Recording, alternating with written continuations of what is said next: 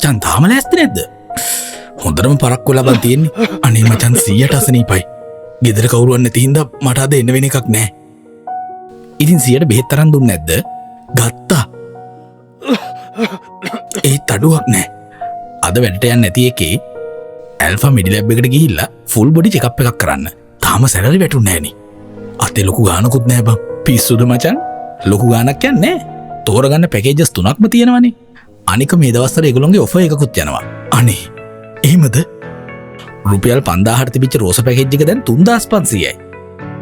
10000 Lotus එක දැන් 7000යි. 11850ක් වෙච්ච ඕකිඩ් පැකේජ් එක දැන් රුපියල් 8500යි. අඩෝ මරුනේ. ඒ දුර යන්න වෙයිද? කොහෙද තියෙන්නේ ලැබ් එක? පිස්සුද බං?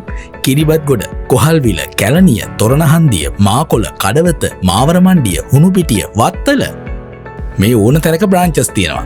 මේ ඒක නෙමෙයි මට පරක් වුණා. මං යනවා එහෙනම්. ආසී දැන් හොඳයිද? ඔව් පුතේ.